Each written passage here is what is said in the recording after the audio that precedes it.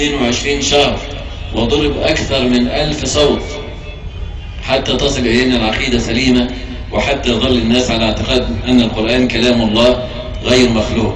ولكن الإخوان لا يتبنون عقيدة أهل السنة والجماعة، حتى قال حسن البنا: عقيدة السلف أسلم والخلف أحكم وأعلم. سبحانك، هذا بهتان مبين. كيف تكون عقيدة الخلف عقيدة التأويل، عقيدة الأشاعرة والمعتزلة والجهمية أفضل من عقيدة السلف رضي الله عنهم؟ كيف نكون نحن أفضل من الصحابة؟ حتى ما يقصدش بالخلف الذين يتبعون السلف أمثالنا، ولكن يقصدون العقيدة المخالفة لعقيدة السلف، عقيدة الخلف، فهو يرجح عقيدة الخلف على عقيدة السلف، فلا يهتمون بالعقيدة. وذلك إدخال الشيعة عندهم ما فيش فيه مشكلة، في موازنات سياسية وفي أي موازنات سياسية، حتى الموازنات السياسية أي دولة بتتحالف مع الدولة التي توافقها في المواقف والتي تعتقد عقيدتها، فكان أولى تكون التحالفات مع السعودية ومع الإمارات ومع قطر ومع ليبيا ومع السودان، بلاد المسلمة. أهل السنة والجماعة ما يروحش يتحالف مع روسيا شوية ونحن نثمن الدور الروسي، وشوية مع إيران، ويروح وزير السياحة لإيران حتى يأتي بالسياح، ويذهب أخونا عصام الحداد يذهب إلى إيران يجلس مع نجاد. والذين يقاتلون أهل السنة الآن في سوريا مش هو بشار الأسد. بشار الأسد مجرد دمية صورة، هو انتهى من زمان.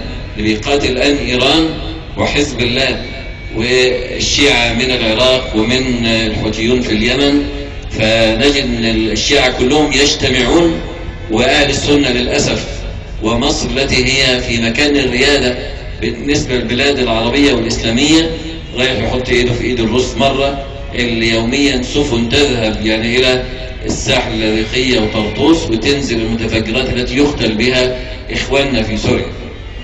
وسوريا ومصر على مدار التاريخ شيء واحد، من أيام التتار لما أتى شيخ الإسلام تيمية يعني إلى سلطان مصر وحضروا على الخروج لقتال التتار، واستجاب سلطان مصر ودحروا التتار.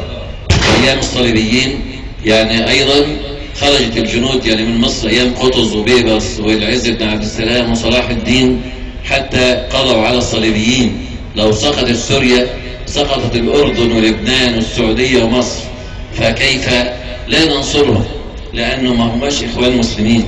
لماذا لم يكن هذا الموقف كما كان من غزة؟ قام الرئيس متكلم في منتهى القوة وبعث رئيس الوزراء وتصريحات عنترية، ولكن الموقف مختلف تماما مع سوريا. أليسوا هؤلاء من آل الشام؟ والنبي صلى الله عليه وسلم قال: المسلم أخو المسلم، ما قالش الإخواني أخو الإخواني والسلفي أخو السلفي والمصري أخو المصري والسوري أخو السوري، لا، قال المسلم أخو المسلم. فينبغي أن يكون ولائنا للمسلمين في كل مكان. يعني إخواننا في بورما قلوبنا تتحرك عليهم أنهم مسلمون، ومثل المؤمنين في تودهم وتعاطفهم وترحمهم كمثل الجسد الواحد، إذا اشتكى منه عضو تداعى له سائر الجسد بالحمى والسهر. فنقول لماذا هذه المواقف المتباينة؟ لماذا هذه الخيانة؟ ولماذا لم تفوا بالعهد للذين وقفوا خلفكم ونجحوا مرشحكم؟ لماذا لم تقفوا معهم؟